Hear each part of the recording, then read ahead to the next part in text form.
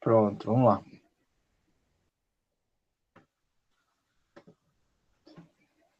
Boa tarde, pessoal. Sejam bem-vindos a mais um encontro aqui da nossa disciplina de projeto detalhado de software. Hoje nós vamos complementar o assunto de ontem, em que nós tivemos uma introdução à orientação a objetos. A gente viu alguns aspectos iniciais dessa linguagem, desse paradigma de programação. E hoje nós vamos entender por que aqueles aspectos de ontem foram necessários de serem apresentados. E a gente vai pautar isso direcionando vocês ao nosso querido diagrama de classe, certo? Que é o nosso segundo aparato documental dentro aqui da nossa disciplina, certo? Nossa disciplina de projeto detalhado de software. Então, vamos começar aqui abordando alguns pontos iniciais que vão nos dar um entendimento do que é abordado aqui nesta aula, certo? O diagrama de classes é um dos mais importantes utilizados na UML, assim como o diagrama de casos de uso, que vocês já aprenderam.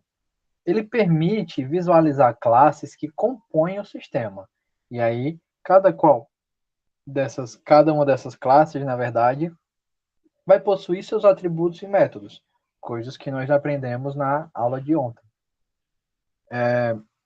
O diagrama de classes vai demonstrar como as classes do diagrama se relacionam, se complementam e transmitem informações entre si.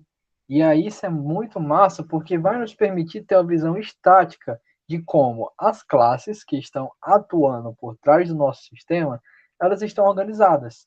E aí isso tem uma preocupação em se definir a estrutura lógica delas, certo? E aí se a gente tem a definição dessa estrutura lógica, a gente tem essa visão estática do nosso sistema, a gente consegue ter um melhor entendimento dele a nível dos aspectos de software, a nível de programação, certo? Para quem já conhece a linguagem, para quem já trabalha com orientação a objetos, já viu isso na disciplina de PO, então a gente sabe que em um sistema desenvolvido com o paradigma de orientação a objetos, nós temos a presença das nossas queridas classes. E aí, aqui no diagrama de classes, como o próprio nome já deixa evidente, nós vamos estar utilizando essas classes para poder demonstrar a lógica do nosso sistema, certo? E aí também, e também como o diagrama de casos de uso, o diagrama de classes também serve de base para a construção da maioria dos outros diagramas da UML.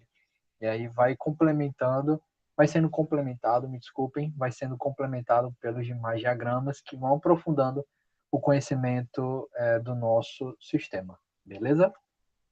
O diagrama de classes é composto por suas classes e pelas associações existentes entre elas, certo?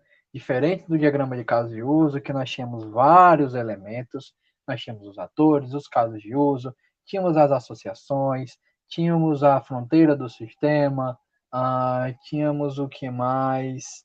Ixi, nossa, tínhamos tantas coisas que eu nem lembro. Aqui a gente vai ter a presença desses dois aspectos, as nossas classes e as suas associações, certo? E ele é pautado no relacionamento entre as classes. Esse é o nosso principal foco. Então, se a gente vai estar pautando os relacionamentos entre as classes, e aí esses relacionamentos vão estar pautados em associações, essas associações elas vão ocorrer de formas diferentes, certo? E essas formas diferentes vão nos proporcionar o melhor entendimento do nosso software. Recomenda-se, segundo os materiais bibliográficos que a gente adota nessa disciplina, que se utiliza o diagrama de classes ainda durante a fase de análise. Por quê? Vai te permitir produzir um modelo conceitual a respeito das informações necessárias ao software. Então se você está buscando entender algo antes de desenvolver, o diagrama de classes é excelente, assim como o diagrama de casos de uso, certo?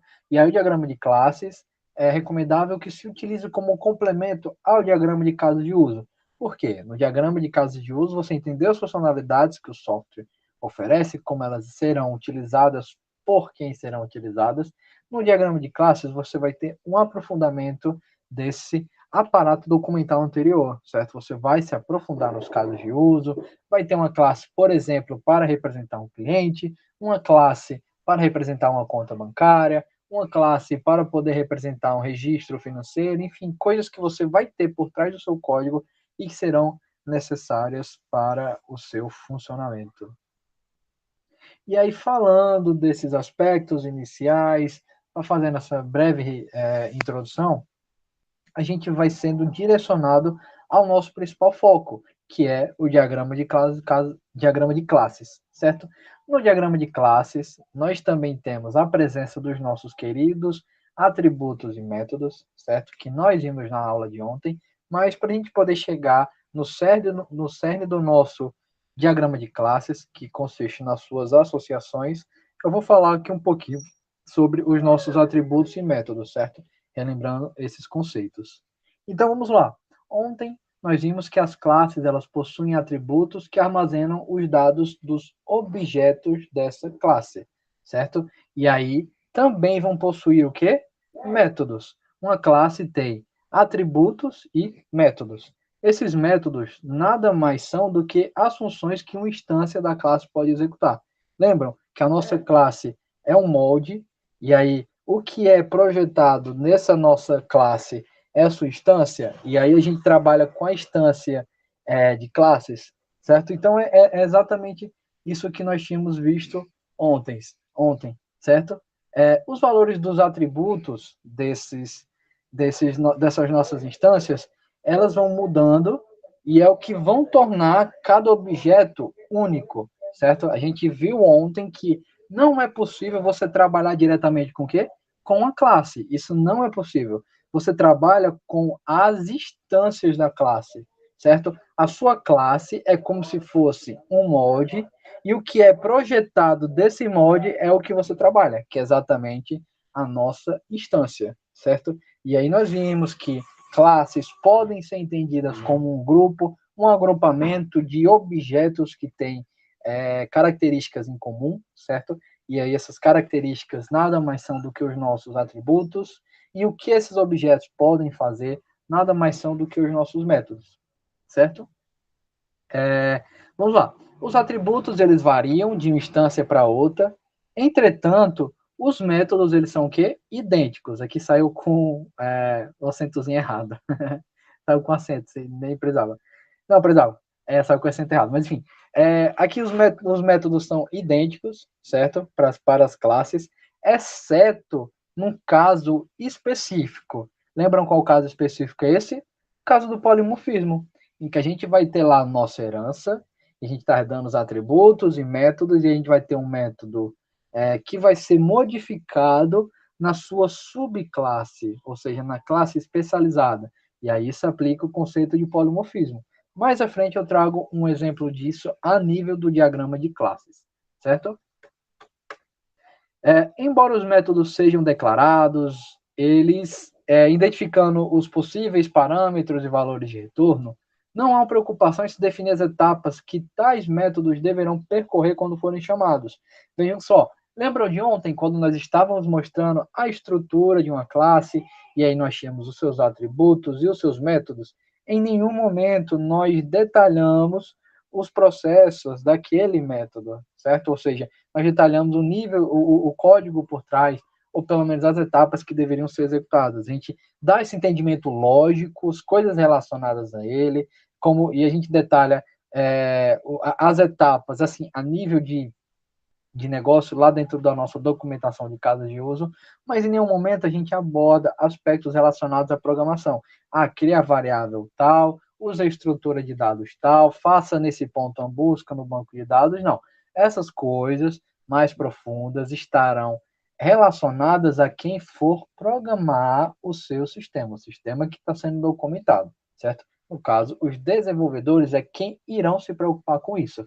No nosso diagrama de casos de uso, a gente vai mostrar, na verdade, os nossos atributos e os métodos que aquela classe possui. A gente pode, sim, apontar alguns parâmetros, pode apontar o tipo de retorno da função, mas os aspectos relacionados à programação ficarão a cargo dos desenvolvedores, certo?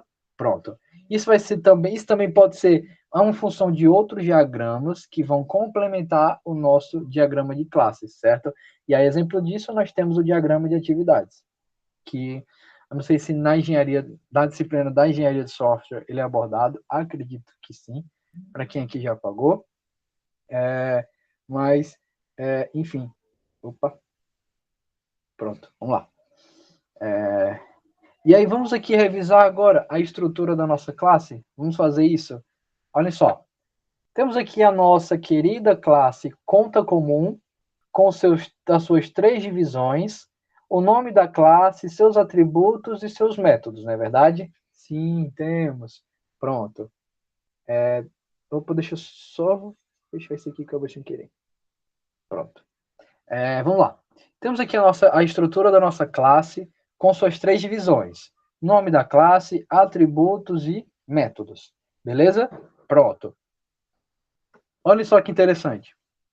Nossa classe ela já está um pouco mais robusta do que nós vimos ontem. Ontem nós estávamos tendo aquele entendimento inicial sobre as classes, preparando o terreno para a chegada dessa aula, certo? Pronto. Temos aqui a estrutura da nossa classe, uma classe conta comum, que possui os atributos número da conta do tipo long, data abertura do tipo date, data encerramento também do tipo date, situação um inteiro, certo? Que no caso está simbolizando um booleano, 0 ou 1, para simbolizar se essa conta está ativa ou não.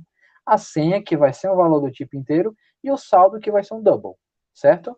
Pronto. O que essa conta comum consegue fazer? Ela consegue executar as operações de abrir uma conta, e aí essa operação, olha só, ela tem um valor de retorno inteiro, para simbolizar que é um booleano, uma operação que foi realizada ou não, verdadeiro ou falso, certo? Então, por isso aqui o retorno do tipo int.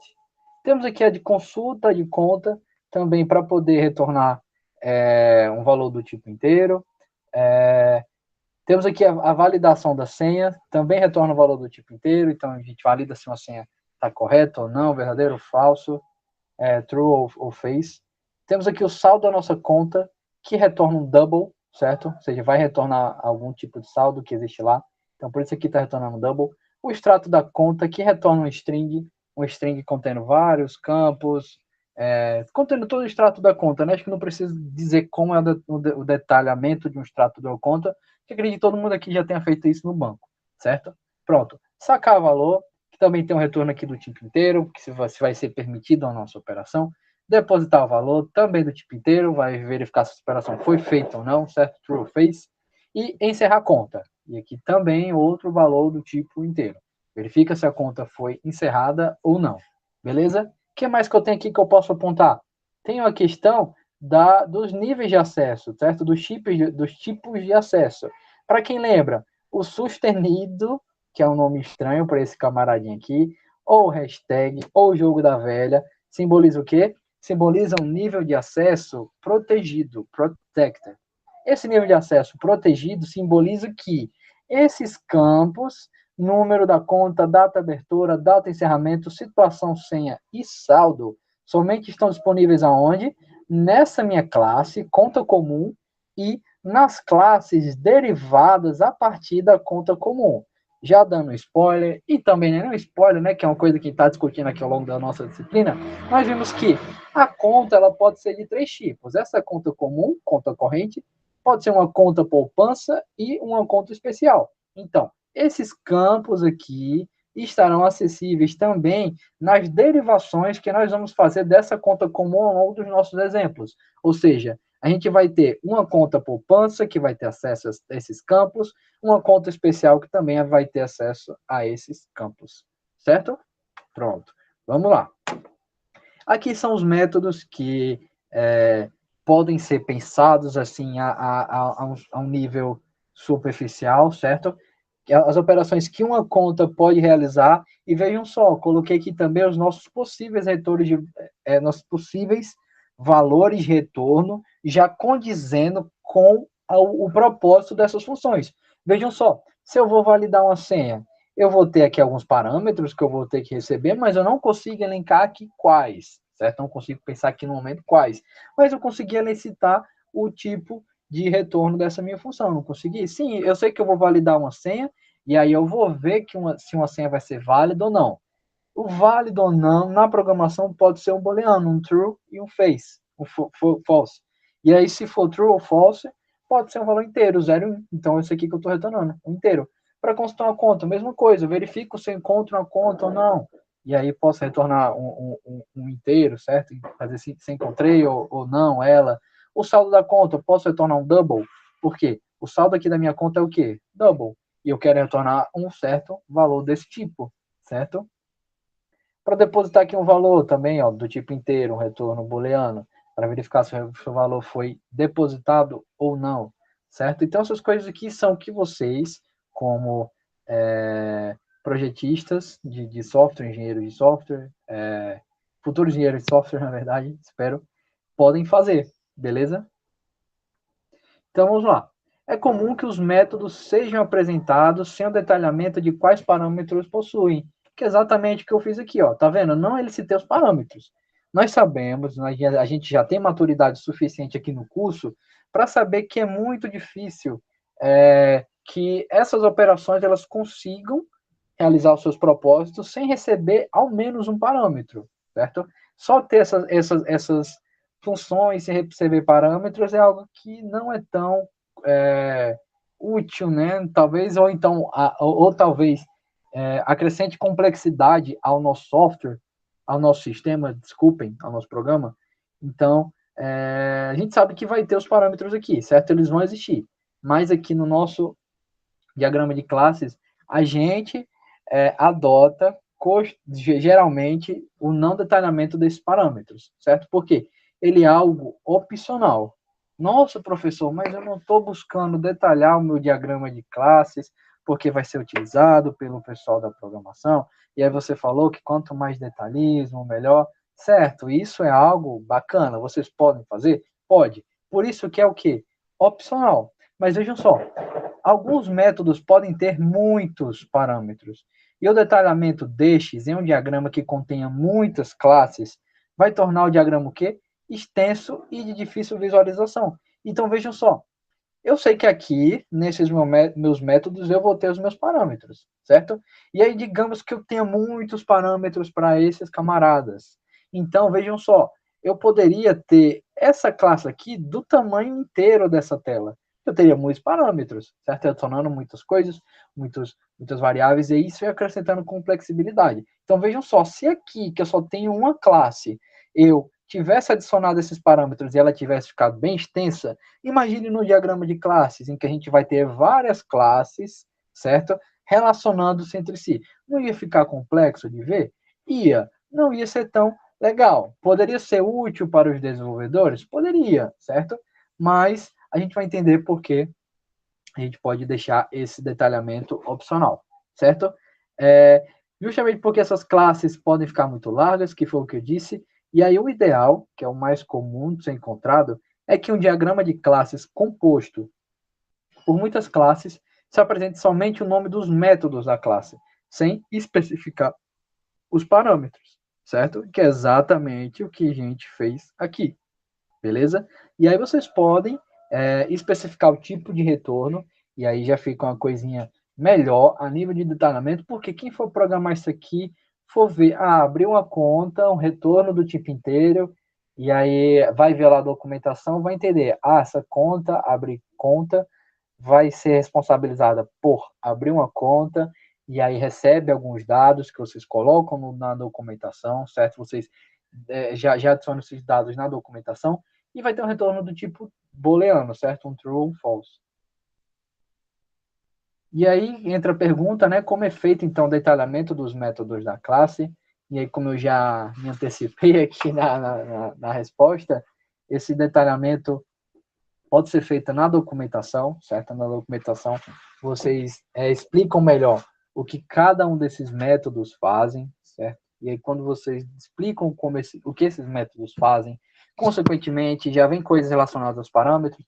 Para abrir uma conta, pode receber os dados do cliente, CPF, nome, endereço, enfim, utiliza esses dados para criar uma conta e retornar algum valor que indique se ela foi criada ou não. Os atributos de uma classe, agora já deixando de falar dos métodos, eles podem ter o quê? Características extras, certo? E aí, o que essas características extras podem acrescentar nos atributos da minha classe? Eu posso colocar valores iniciais, ou seja, sempre que uma instância da minha classe for criada, eu posso definir alguns valores iniciais para determinados atributos, certo? Também posso representar aspectos relacionados à multiplicidade, certo? Vocês vão entender isso aqui. E se o atributo ele é derivado, ou seja, se ele é proveniente de algum cálculo. Se, por exemplo, eu estou utilizando uma determinada parte, um determinado atributo, ele é resultado de algum cálculo, de alguma operação, então posso adicionar uma característica extra que indique isso dentro do meu diagrama de classes, certo? E aí vamos lá, retornando aqui o exemplo da nossa conta comum. Vejam só, nossa conta comum agora está com algumas diferenças, alguns aspectos novos. Que aspectos novos são esses? Olhem só, deem uma olhada aqui nos nossos atributos. Estão vendo a presença de coisas novas? Sim, estamos. O quê? Então estamos vendo aqui uma barrinha, estamos vendo aqui um intervalo, uma multiplicidade, na verdade, me desculpem. Estamos vendo aqui um valor inicial, certo? Professor, me explica o que é isso? Bora lá. Aqui nós temos para data de abertura, certo? Ó, data de abertura do tipo date, nós temos essa barrinha aqui do lado. E essa barrinha aqui do lado também está para data de encerramento, e aí a data de encerramento tem uma multiplicidade, que eu vou explicar em seguida. E aqui para o nosso saldo, temos também a barrinha e temos um valorzinho aqui igual a zero, que eu vou explicar o que significa. Bora lá, vamos primeiro começar na barrinha. Essa barrinha simboliza se esse campo, se esse atributo, ele é o quê? Derivado. Derivado significa que é proveniente de algum tipo de cálculo. Então, vejam só, a data de abertura, a data de encerramento e o saldo são atributos que eu consigo obter através de um cálculo, certo? Eu realizo um cálculo para descobrir quando foi a data de abertura da minha conta, quando foi a data de encerramento dela, quando ela foi encerrada, e quanto de saldo essa minha conta tem. Então, se são dados provenientes de algum outro tipo de processamento, certo? Então, eles são dados derivados, certo? São atributos derivados. E a gente representa essa derivação com essa barrinha. Excelente? Pronto. Vamos lá. Aqui para o nosso segundo. Vejam só. Eu tenho aqui barrinha, que está simbolizando que é um dado derivado, data encerramento, do tipo date, e aqui tem uma multiplicidade, de 0 até 1. Tá, o que significa essa multiplicidade, professor? Vamos lá.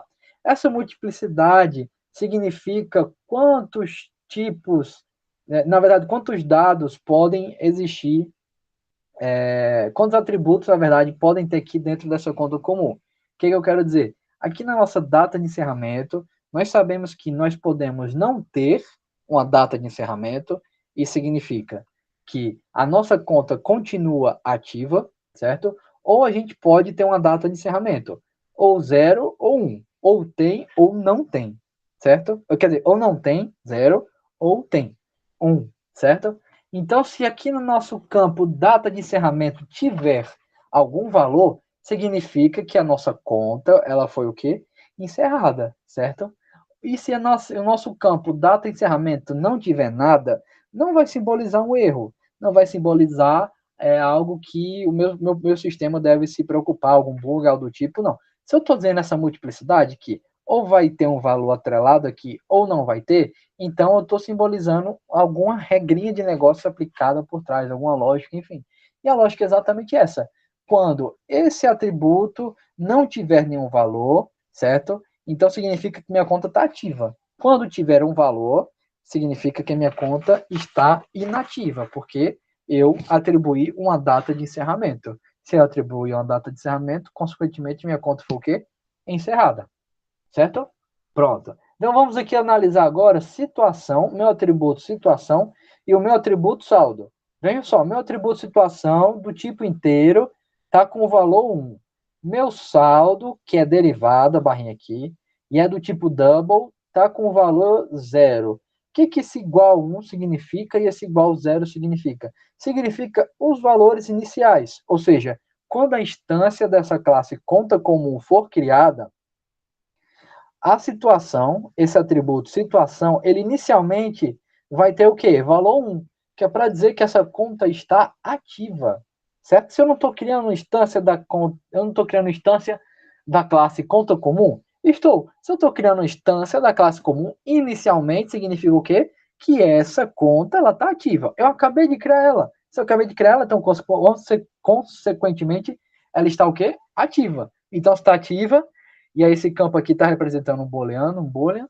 Então estou colocando aqui 1 de true. Agora aqui para o saldo, vejam só. Quando eu crio a minha conta, qual o valor inicial dela? O valor inicial dela é 0. Então estou dizendo aqui, ó, saldo, dois pontos, double, ou seja, um saldo do tipo double, inicialmente tem um valor 0. Para simbolizar que a minha conta inicialmente tem R$0 no momento que eu crio. Claro, nós vimos lá no diagrama de casos de uso que quando você cria uma conta, você é obrigado a fazer um depósito inicial de no mínimo R$5, certo? Então a gente sabe que na hora que minha conta foi criada, ela tinha R$0.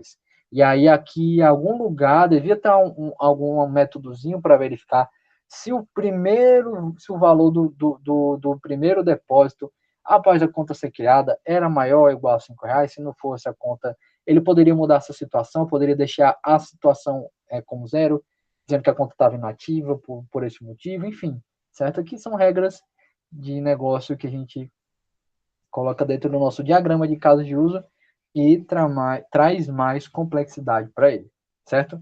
Entendido? Qualquer dúvida, mandem no chat, por favor. Vamos lá. Olha só, eu notei que eu esqueci de falar sobre o Asta para vocês, certo? Peço até desculpas, não sei se vocês já têm familiaridade com essa ferramenta, certo? Para quem não tiver familiaridade com ela, quiser saber mais um pouquinho, falem comigo no WhatsApp ou me mandem um e-mail, que eu posso ajudar vocês nisso, certo? Mas como o nosso tempo aqui na disciplina é curto, acabei esquecendo de trazer essa aula e fui focando só nos nossos diagramas. Mas olhem só, para quando vocês forem fazer o diagrama de classes, certo? Já que a gente vai fazer isso aqui na nossa disciplina, quando vocês forem fazer o diagrama de classes, como vocês preenchem esses campozinhos, essas características extras? Como vocês dizem se um campo é protected? Como vocês dizem se ele é derivado? Como vocês definem o valor inicial?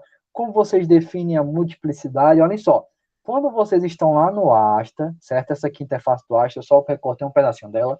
Quando vocês estão lá no Asta fazendo o seu diagrama de classes, e aí vocês criam essa classe e clicam em um atributo, aqui do lado, no canto inferior esquerdo, aparecem essas opções.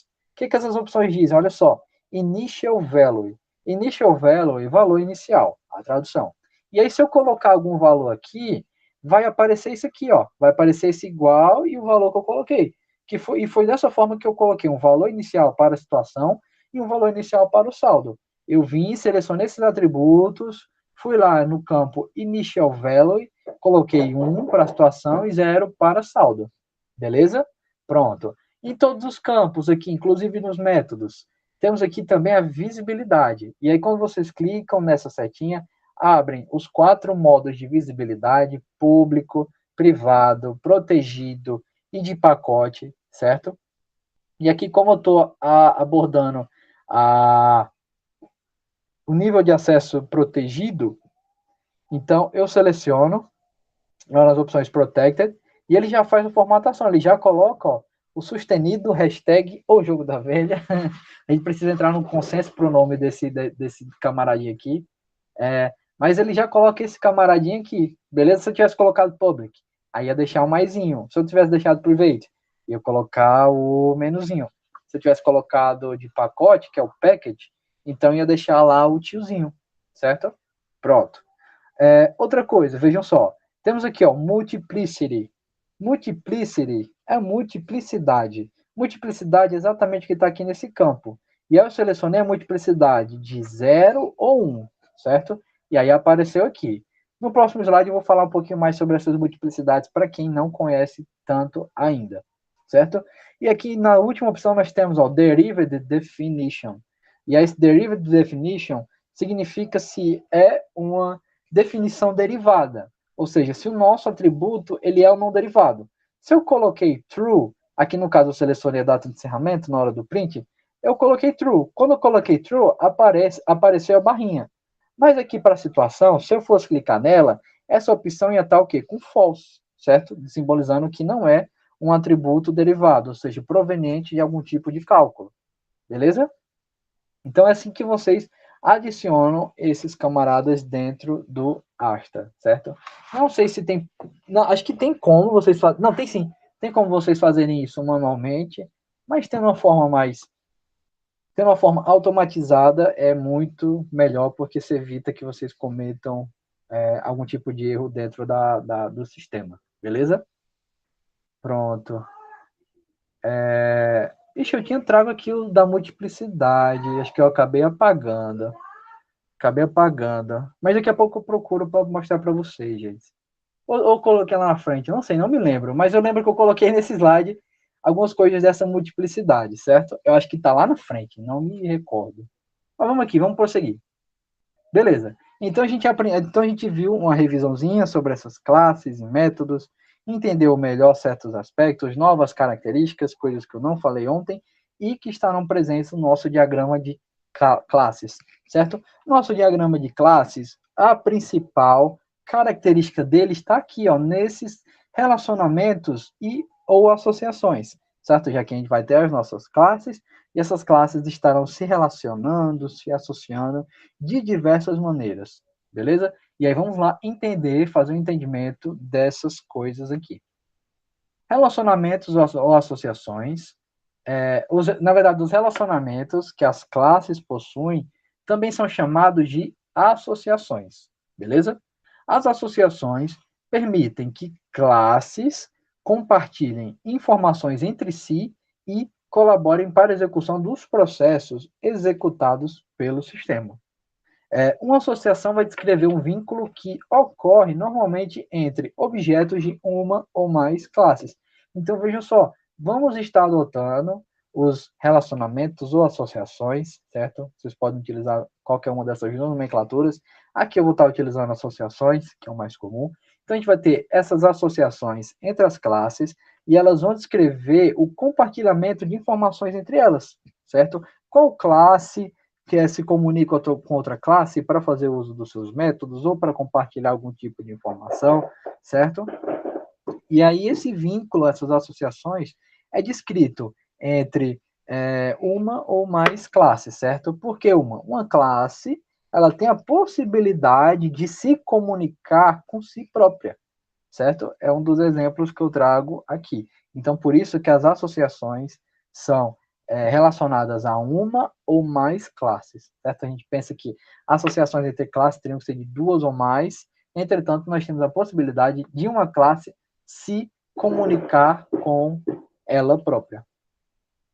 As associações dentro do diagrama de classes são representadas por linhas, ligando as classes envolvidas. E elas podem possuir um nome ou título para auxiliar na compreensão do tipo de vínculo, certo? É muito mais comum aqui, muito mais comum do que no diagrama de caso de uso, essas associações possuírem esse nome ou título, certo? Esse nome ou título geralmente é um verbo, simbolizando como as duas classes ou como a própria classe se relaciona, beleza? E aí, quais são os tipos de associações que nós vamos ver aqui na aula de hoje? A gente vai ver a associação unária ou reflexiva, a associação binária, a associação ternária ou n-área, agregação, composição, generalização e especialização, classe associativa e classe intermediária. Vamos falar da primeira delas, associação unária ou reflexiva, certo? É o pontinho inicial, onde a gente começa a nossa discussão. Bem, a associação unária ou reflexiva, ela ocorre quando existe um relacionamento de um objeto de uma classe com objetos da mesma classe. Ou seja, minha classe não é o meu grupo, de objetos com as mesmas características? Então, pensem que dentro desse grupo, dois elementos, duas instâncias, dois objetos estão se relacionando entre si. Eles estão tendo algum tipo de relacionamento dentro do contexto de uso ao qual estão aplicados, certo? E aí, essa associação é representada por uma linha ligando a própria classe. Ou seja, a gente vai ter isso aqui. Olhem só, pensem no grupo de funcionários. Tem lá um grupo de funcionários da Brisanet, certo? Pronto. Eu posso dizer que no meu sistema, esse grupo de funcionários vai poder se relacionar com si próprio, ou seja, um dos elementos, um ou mais elementos desse grupo, vai poder interagir com um ou mais elementos desse próprio grupo. Ou seja, um funcionário, por algum motivo, se relaciona, se associa com outro funcionário, certo? Pronto. O que os funcionários têm aqui? O funcionário tem um nome do tipo string, uma matrícula do tipo inteiro, a função, o cargo deles, do tipo string e o setor do tipo string, certo? Vai ter seus atributos, mas aqui eu não consegui pensar, então trouxe só esse exemplo para a gente discutir. Beleza? Pronto. Agora eu faço um questionamento. Gente, está evidente para vocês por que a classe funcionário está se relacionando com a classe funcionário? Não, não está. Aqui está muito nebuloso. Vejam só, eu tenho só essa linha ligando a mesma classe, e aí tá confuso, não tá nítido, e realmente não tá nítido. E olha só, é possível que vocês atrelem papéis dentro dessas associações. E aí esses papéis vão fazer o quê? Proporcionar maior detalhamento. Se vai proporcionar maior detalhamento, vai ser útil nesses casos aqui. Isso aqui tá claro? Não tá claro. Certo? Para quem vê isso? Para vocês. Vamos lá, vocês. Eu fui professor, eu sei por que está se relacionando. Mas vocês conseguem entender por que essa classe funcionário está se relacionando com essa classe funcionário sem levar o pé da letra do que eu disse? Que um funcionário se relaciona com outro funcionário, mas por que se relaciona, né? Vocês não sabem, ou se souberem, vão pelo menos ter que ter puxado na mente algum contexto, alguma coisa que vocês viram que justificasse isso, certo? Mas considerando aqui que isso aqui não proporcionou um entendimento claro, um entendimento devido, certo? Então, para proporcionar esse entendimento devido, nós podemos utilizar o quê? Papéis, certo? E aí também podemos fazer o quê? Elencar a multiplicidade. Eu acho que foi aqui que eu coloquei a multiplicidade, uma tabelinha falando das multiplicidades. Ah, não, foi aqui, foi exatamente aqui. Então, para quem ainda está com dúvidas da multiplicidade, é aqui que eu falo, certo? Não era naquele momento, mas eu deveria ter colocado naquele momento. Mas, enfim, para deixar mais claro, a gente pode utilizar papéis e colocar multiplicidade. Então, vejam só, se antes eu tinha isso aqui, que não estava tão claro, eu posso agora ter isso aqui, ó. O que é que isso aqui simboliza? Vamos lá. Meu funcionário, que tem esses campos, tá tendo esse relacionamento. O que esse relacionamento está dizendo? Vamos lá. Ó, eu tenho aqui um papel de chefia, ou seja, um funcionário com a função de chefia. Vai estar se relacionando com nenhum ou muitos funcionários cuja função é alguma função subordinada. Ah, agora faz sentido. Se eu estou dentro de uma empresa, o meu chefe é também um funcionário, não é? É. Mas o meu chefe não vai estar se relacionando comigo? Vai estar se relacionando. Ele é quem vai me passar as ordens, certo? Então, esse aqui quem está simbolizando? Um funcionário com o papel de chefia, esse papel de chefia fica aqui na função, se relaciona com nenhum, a multiplicidade aqui, nenhum ou muitos funcionários cuja função é subordinado, um cargo subordinado ao cargo de chefia. Pronto, perfeito. Agora está evidente, professor. Agora está claro, agora faz sentido. Então, para isso que nós utilizamos papéis e multiplicidade, para deixar o negócio mais detalhado e mais compreensível. Vamos lá, falando aqui da multiplicidade. Para quem ainda não viu isso, para quem esse conceito é novo, esses são os possíveis tipos de multiplicidade que nós temos. A mais comum, multiplicidade de 0 ou 1. Ou seja, significa que ou tem ou não tem, certo? Igual aquele exemplo lá do comecinho da conta comum, em que lá no campo data de encerramento nós podíamos não ter, ou podíamos ter, certo? Podíamos não ter 0, podíamos ter 1, certo? Então é isso que nós temos.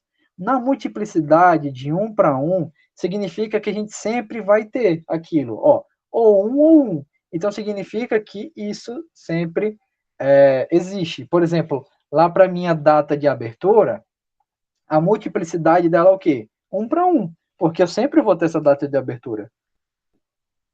Ou seja, sempre que uma conta for criada, ela vai ter uma data de abertura, quando ela for encerrada, ela vai continuar tendo uma data de abertura, e aí aquela multiplicidade de 1 para 1 é adequada. A multiplicidade de 0 ou muitos foi adequada para esse contexto, porque um chefe pode ter subordinados, pode ter nenhum subordinado, na verdade, 0 ou muitos. Ou seja, pode ter nenhum subordinado ou muitos subordinados. E aí é exatamente o que significa aqui, certo? 0 para muitos. Beleza? Aqui, o triângulozinho significa muitos. Ou seja, a gente tem muita coisa aqui envolvida, mais do que uma, certo? Aqui nós temos de uma ou muitas. Ou seja, teríamos uma associação de uma para muitas. Se, por exemplo, aqui eu tivesse uma associação de um para muitos, então eu ia dizer que todo chefe, ao menos, tem um subordinado, certo? Porque eu sei que ele sempre vai ter um subordinado, pode ter um ou muitos subordinados. Se aqui só tivesse o asterisco, então significaria que meu chefe, ele tem 2 ou mais subordinados, certo? Sempre teria mais do que 2. E aqui, esse último é a multiplicidade que vocês mesmos podem definir, certo? Aqui está dizendo no mínimo 3 e no máximo 5. Então, em algum contexto, é ideal ter 3 coisas ou 5, certo? Mais à frente eu trago um exemplo disso e esse último camaradinho aqui ficou ok, certo? Fica entendido para vocês. Pronto. Alguém tem alguma dúvida sobre essas multiplicidades? Se tiver, por favor, mande no chat que a gente vai discutindo isso, beleza? É importante que vocês entendam porque os próximos exemplos aplicam esses conceitos. Pronto. Vamos aqui para a nossa segunda associação. A associação binária. A associação binária ocorre quando são identificados relacionamentos entre objetos de duas classes distintas. Por isso, a nomenclatura binária, de 2, certo? Duas classes estão se relacionando nesse contexto. E é geralmente o tipo de associação mais utilizado. Sério, a gente sempre vai ter uma classe se relacionando com outra através dessa associação binária.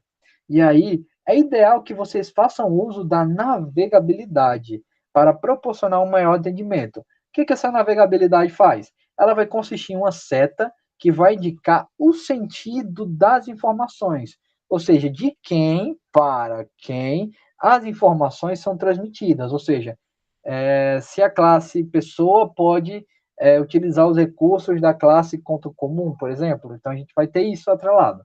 Beleza? E aí, se não houver navegabilidade, se não tiver essa setinha indicando o fluxo das informações, vai simbolizar que as duas classes se comunicam e trocam, não, na verdade, trocam informações e executam os métodos da outra, certo? Sem que uma tenha mais autonomia do que a outra, beleza? Olhem só esse exemplo. Temos aqui um exemplo de um sistema de clubes em que nós temos um sócio e seus dependentes, certo? Um sócio, ele possui seu nome, um endereço, telefone e uma data, certo? A data que ele se associou. E aí esses campos, nome, endereço, telefone são strings, data de associação é um date, certo? Pronto. Tem aqui uma classe dependente. E aí a classe dependente tem o nome do dependente, que é um string, e a data desse dependente, data do registro dele dentro do sistema, que é do tipo date. Ótimo. Meu sócio já tem aqui os campos dele, a classe dele, o molde dele, e ele está se relacionando com a classe dependente através de um relacionamento que diz possui. Ou seja, um sócio possui dependentes. Tá. Mas quantos dependentes esse sócio possui? Um sócio possui nenhum ou muitos dependentes. Ah, que legal. E olha só, um dependente é possuído por um sócio. quando essa associação, quando a multiplicidade aqui não está presente, porque a multiplicidade ela ocorre por dois lados. Vocês leem nesse sentido, ó, sócio possui, e a multiplicidade do sócio vai ser essa aqui, certo? A multiplicidade dele relacionada com essa. Aí faz um caminho inverso para entender a multiplicidade do dependente. Ó, dependente, aí aqui a associação possuído, já que a setinha está indicando de sócio para dependente, então sócio que possui dependente, e aqui no inverso nós temos o dependente que é possuído por um sócio. Quando aqui está ausente a multiplicidade, a gente tem isso aqui, ó, a gente tem essa multiplicidade aqui, que é a multiplicidade padrão, de 1 para 1, certo? Então, como ela não está presente aqui, se vocês quisessem ler esse caminho inverso, então ficaria com o sentido de que um dependente é possuído por um sócio, e somente por um sócio. Beleza? Pronto. Vamos lá aqui para a nossa associação ternária, ou enária. Ela vai simbolizar associações que conectam objetos de duas classes. Se na associação binária, que é a mais comum, a mais conhecida, nós temos a conexão, a associação entre duas classes, na ternária ou enária, a gente vai ter uma associação, certo? Entre três ou mais classes, beleza? E essa associação ela é representada por um losango, para onde convergem todas as ligações da associação. Elas são úteis para demonstrar associações complexas, certo? A gente vai poder utilizar essas associações ternárias com esse propósito. Entretanto, é recomendável que vocês evitem utilizar esse recurso. Por quê? Ele tem uma leitura difícil de ser interpretada, certo? E aí, só para vocês verem o quanto não é tão útil se utilizar esse recurso, que até no Asta não encontrei uma forma de implementá-lo. E aí, como eu não encontrei uma forma de implementá-lo, eu tive que trazer um print do livro, para vocês entenderem. Então, vejam só como essa associação ternária está sendo configurada. Tenho três classes: professor, sala de aula, turma. Tá. Tenho aqui a minha associação ternária, que é o losango, as minhas associações, ó, com seus nomezinhos, leciona, utiliza, possui, e as suas multiplicidades. Tá, beleza. Gente, por onde eu começo a ler isso aqui? Não sei. Gente, como eu consigo interpretar isso aqui? Você vai na fé, vai na tentativa e erro, porque realmente é complexo de se entender. Vamos lá. Vamos fazer aqui de professor para turma. Um professor leciona, não, na verdade, um professor possui uma ou muitas turmas. Um professor utiliza uma ou muitas salas de aula. Não é verdade? Pronto, consegui interpretar. Mas vejam só, não foi meio complexo?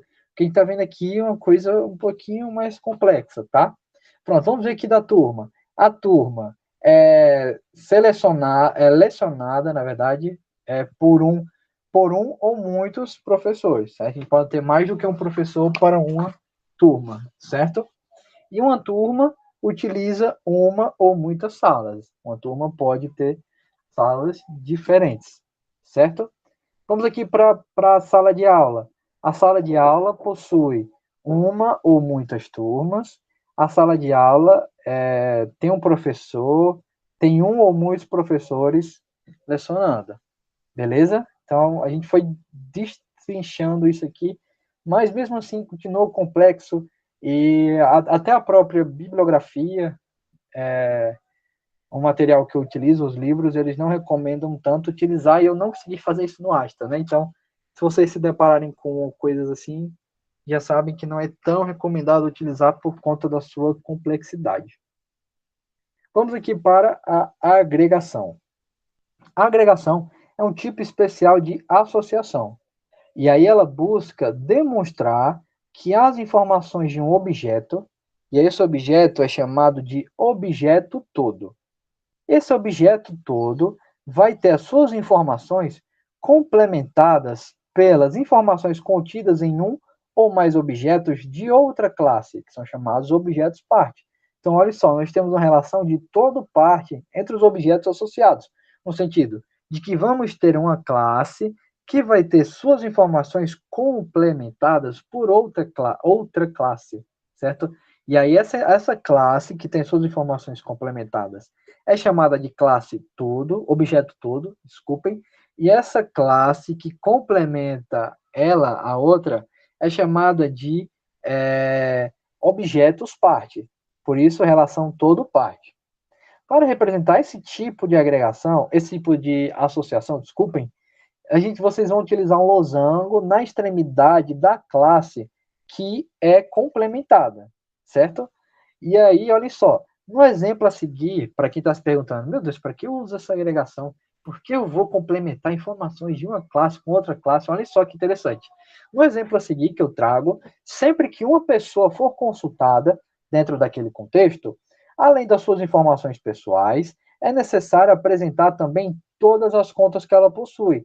Então, olhem só, tenho aqui, ó, duas classes, pessoa, conta comum. Gente, em que contexto essas duas classes são úteis? Dentro do contexto de um sistema bancário. Se eu vou apresentar as informações de uma pessoa, não é interessante que eu também apresente as informações das contas que ela possui? Sim, é interessante. Então, eu uso essa simbologia, na verdade, eu uso essa associação de agregação.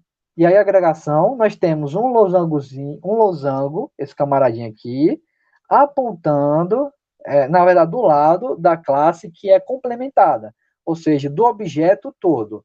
A classe pessoa é um objeto todo, a classe comum é um objeto parte. A classe pessoa tem suas informações complementadas pela classe conta comum dentro aqui desse contexto, do contexto do sistema bancário. Não é verdade? Sim. Quando eu for apresentar as informações de uma pessoa, eu apresento também as informações da sua conta, certo? Pronto. O que a pessoa possui? A pessoa possui nome, endereço, CEP, CPF, telefone, renda e situação, tá? Desses tipos aqui.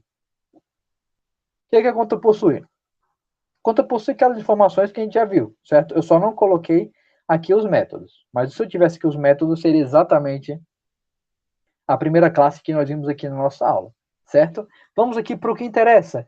Dentro do diagrama de classes, o que nos interessa mais? As associações entre as classes. Então, olha só, o que está simbolizando isso? Uma pessoa possui, olha só, navegabilidade. Uma pessoa possui uma ou muitas contas. Sim, uma conta é possuída por uma ou muitas pessoas. Vixe, calma aí, professor. Uma conta é possuída por uma ou muitas pessoas? Sim, gente. Você pode ter o quê? Uma conta conjunta. E aí uma conta conjunta, ela tem dois ou mais donos, certo? Seus pais, por exemplo, podem ter uma conta conjunta no banco e aí eles depositam os valores lá e esses valores podem ser acessados pelos dois. Então, isso aqui que a gente está representando, certo? E aí ter esse conceito de agregação. Sempre que for apresentado informações de uma pessoa, apresenta também as informações da conta. Por isso, o símbolo de agregação aqui. Se eu não tivesse esse símbolo de agregação, tivesse só uma associação normal, sem esse losango, o entendimento de que uma pessoa possui uma ou muitas contas e de que uma conta é possuída por uma ou muitas pessoas ia se manter, certo? O que ia mudar é que quando o meu desenvolvedor, o pessoal que for desenvolver esse sistema, ele fosse apresentar os dados de uma pessoa, ele não ia ter necessidade de apresentar os dados da conta, certo? Porque não tem essa notaçãozinha apontando esta necessidade. Vamos aqui para outra. Composição. A composição constitui-se uma variação da agregação, certo? Olha só, ela vai apresentar um vínculo mais forte entre os objetos todo e os objetos parte, procurando demonstrar que os objetos parte têm de estar associados a um único objeto todo. Então, se na agregação a gente tinha as informações de um complementadas por outro, na composição, conforme o próprio nome diz, um deles é composto por outros, certo? Então, por isso nós temos essa associação mais forte. Os objetos parte, já que são parte do objeto todo, eles não podem ser destruídos por um objeto diferente do objeto todo ao qual estão relacionados, já que eles fazem parte desse objeto todo. E aí o símbolo da composição utiliza o símbolo da associação Ou seja, esse losango aqui, só que... Opa! Calma aí, spoiler. Apertei aqui sem querer. E aí, esse símbolo da composição utiliza o símbolo da agregação, ou seja, aquele losango preenchido ao lado do objeto todo. Olhem só o exemplo que nós temos aqui. Temos um exemplo que molda o sistema de uma revista científica, certo? Para onde vocês publicam, para onde vocês enviam os artigos de vocês, certo? Pronto, olhem só. O que eu tenho aqui? Tenho uma classe revista científica, uma classe edição, uma classe artigo. A classe artigo tem só um título do tipo string, certo? Só para reduzir a complexidade aqui do exemplo. A classe edição tem o número de edição, volume, data e tiragem. Revista científica tem o quê? Título, ISSN, periodicidade. Tá, vamos começar aqui por edição. Uma edição contém... Oi, alguém ligou? Opa, acho que alguém ligou o microfone aí. Alguém tira a dúvida? Acho que não. Pronto, mas qualquer dúvida, gente, manda aí no chat, certo? Pronto, vamos lá. Aqui, na... Pronto, tá bom, José. Achei que você ia perguntar alguma coisa. Eu tomei um susto na hora. Pronto, gente, vamos lá. Vamos começar aqui pela nossa classe edição, certo? Nossa classe edição está se relacionando, se associando com a classe o quê? Artigo. E como eu sei o fluxo dessas informações? Uma edição contém um artigo, certo? Mas contém um artigo, professor, essa multiplicidade. Ah, verdade, vamos ver a multiplicidade, olha só. Uma edição contém 6 ou 10 artigos, certo? Na verdade, contém 6 até 10 artigos, não é verdade? Sempre que eu for ter uma edição de uma revista científica, essa edição vai ter de 6 até 10 artigos. E é o que eu estou representando aqui, certo? Um artigo vai estar contido em somente uma edição. Como eu sei disso? Porque aqui fica oculto que tem a multiplicidade o quê? De 1 para 1, certo? Quando está oculta, essa multiplicidade é de 1 para 1. Então, edição contém de 6 a 10 artigos. Um artigo é contido em uma edição. Tá. O que eu quero apontar aqui agora? Relacionamento de composição, certo? Esse relacionamento de composição é representado pelo quê? Pelo losango preenchido. O que significa? Que a minha edição somente vai existir se ela conter de 6 até 10 artigos. Se ela conter 5 artigos, eu vou ter uma edição? Não, vai ter que esperar chegar mais um artigo para fechar a edição. Se a minha edição não tiver nenhum artigo, ela vai existir? Não, não vai existir. Então, por isso, nós temos essa associação mais forte, que é para indicar que a edição, essa classe aqui, só existe se tiver essa classe artigo com essa multiplicidade. Ou seja, uma edição só existe se existirem de 6 até 10 artigos atrelados a ela. Certo? Pronto. Vamos ver aqui agora a revista científica. A revista científica possui um título, ISSN e periodicidade. Ela se relaciona com a edição através disso aqui, de publica. O que significa? Uma revista científica publica uma ou muitas edições. Certo? Vejam só. Por que eu tenho aqui a relação de composição? Porque uma revista científica somente vai existir se ela já tiver tido ao menos uma edição. É possível que uma revista científica exista sem ter tido alguma edição? Não, não faz nem sentido. Né? Da mesma forma, é possível uma edição existir sem ter, pelo menos aqui, de 6 a 10 artigos? Não, certo? Então, isso que está sendo representado aqui. E olhem só, lendo do outro lado, uma edição está sendo publicada por uma revista científica, certo? Já que aqui nós também temos a multiplicidade de 1 para 1, já que ela não está sendo explícita aqui, certo? Alguma dúvida em relação a isso, gente? Se tiverem, por favor, mande no chat. Espero que realmente essas coisas estejam claras para vocês, beleza? Vamos lá. Vamos aqui agora para generalização e especialização, que é o que a gente fala tanto aqui na nossa disciplina, certo? A gente fala de herança, a gente falou de herança ontem, falamos de generalização e especialização no diagrama de casos de uso.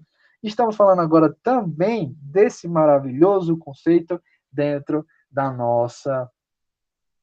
do nosso diagrama de classes, porque herança é uma das coisas mais poderosas que existem na programação orientada, no paradigma de orientação a objetos, certo? Na programação orientada a objetos. Vamos lá. A gente viu que é um tipo especial de relacionamento que busca representar a ocorrência de herança entre as classes. Certo? A gente já está cansado de ver que a herança, que é você reutilizar, reaproveitar atributos e métodos ou características, no caso dos casos de uso, em outros elementos presentes no seu diagrama, certo? Sejam as classes, caso de uso ou dois, enfim, a gente vai buscar representar a ocorrência dessas heranças entre as classes, identificando as classes mães, que são as superclasses, ou classes gerais, certo? A gente viu essas três nomenclaturas aqui ao longo da nossa disciplina, e as classes filhas, que são subclasses, ou também chamadas de especializadas, certo?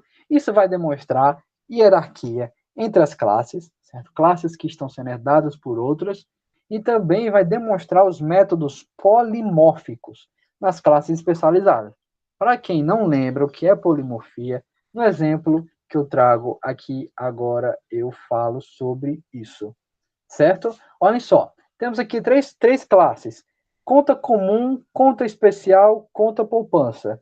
Conta comum é aquela conta que a gente viu lá no início da nossa aula, lá no comecinho, com todos esses campinhos, com todos esses campos aqui, certo? Que eu já discuti. O que é novo? Conta especial, conta poupança. Conta especial está se relacionando com conta poupança através do relacionamento de generalização e especialização, que é o mesmo lá do diagrama de casos de uso. Ou seja, uma seta apontando para o caso de uso geral, aponta do caso de uso especializado para o caso de uso geral, que simboliza que conta especial tem essas mesmas características de conta comum, certo?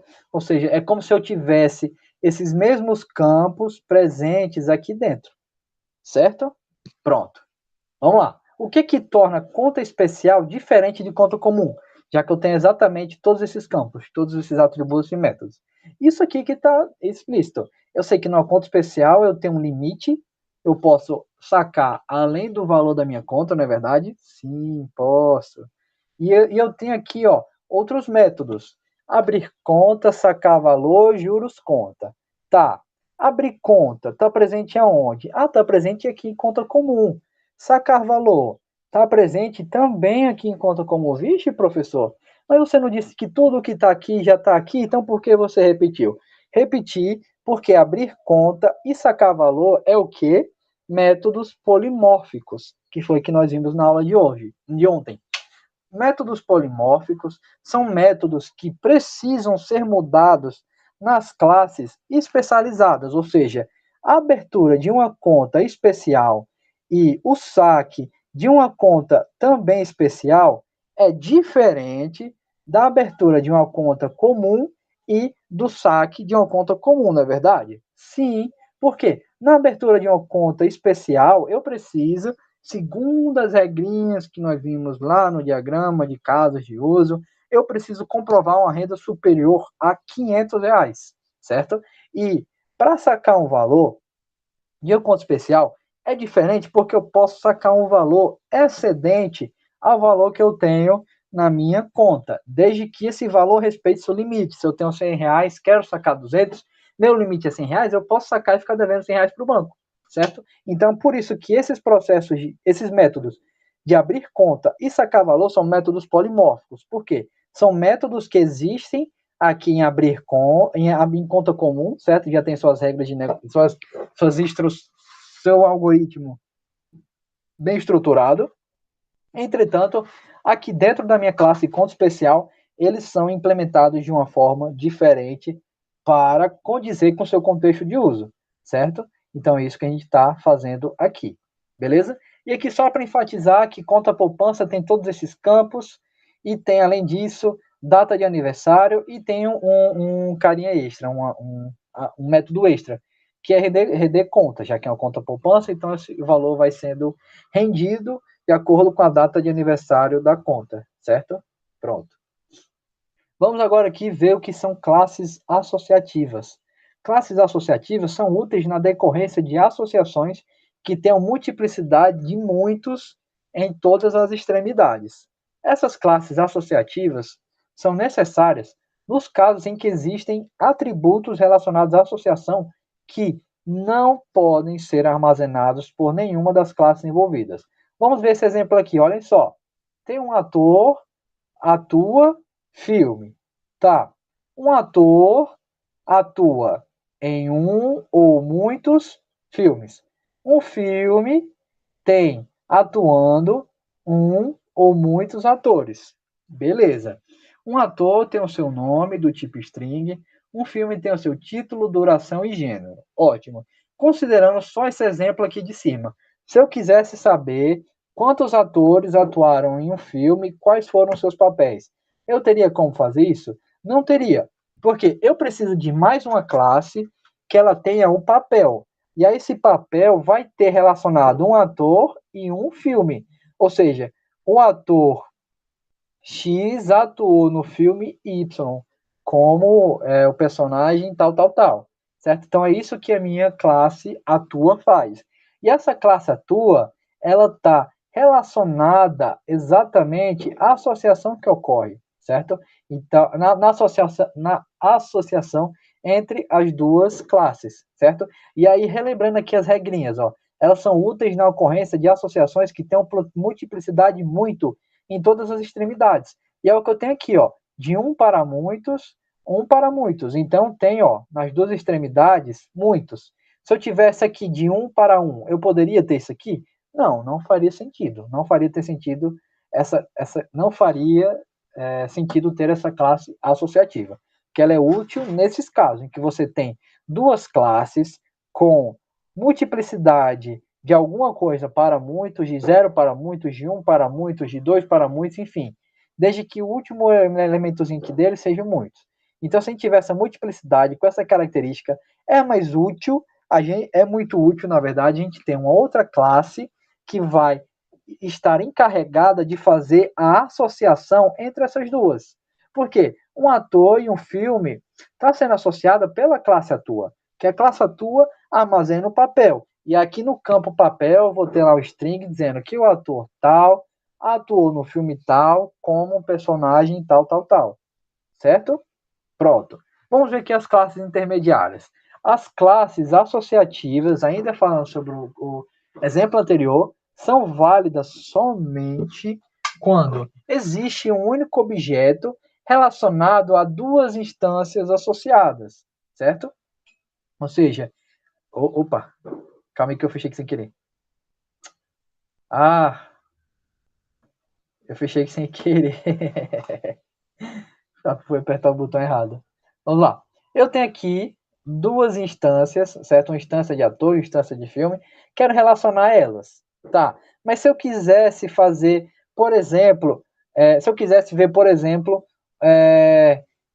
se na verdade o meu ator tivesse feito dois papéis dentro de um filme, eu não conseguiria fazer isso. Por quê? Eu tenho uma classe que está pegando um elemento daqui, um objeto, um ator e um filme e relacionando eles aqui dentro. Ou seja, tenho esses três grupos, estou pegando um objeto, um ator do grupo ator, colocando ele aqui, um filme do grupo filme, colocando ele aqui e dizendo que os dois se relacionam porque esse ator trabalhou nesse filme. Tá. Mas se eu quisesse dizer que esse ator que eu estou pegando aqui, trazendo para cá, tivesse trabalhado em dois filmes, certo? Eu poderia fazer isso dessa forma? Não, não poderia. Para isso, eu teria que trabalhar com o quê? A classe intermediária. E aí a classe intermediária, ela já vai ter uma conexão direta com as classes. Aqui, a classe ator continua se comunicando com a classe filme. Entretanto, nessa comunicação, eu tenho outra classe que armazena essas informações, certo?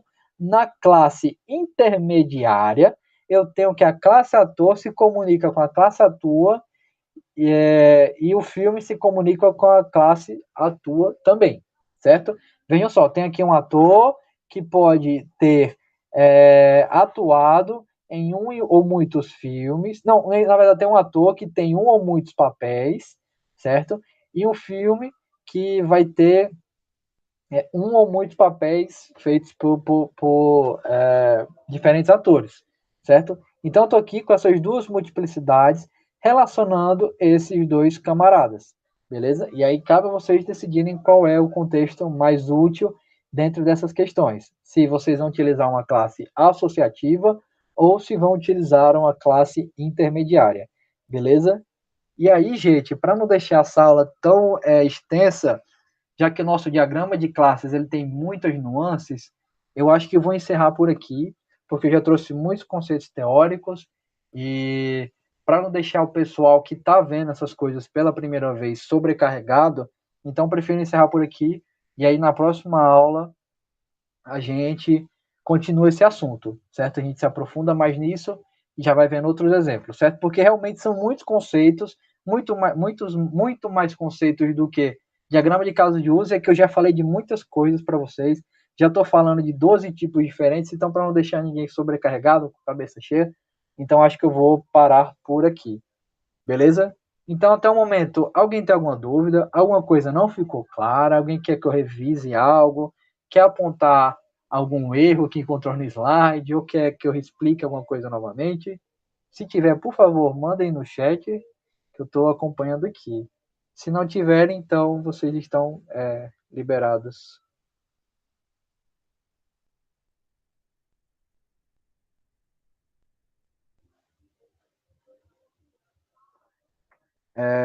Pronto, tá tudo ok? Beleza, tá tudo ok para vocês também, pessoal?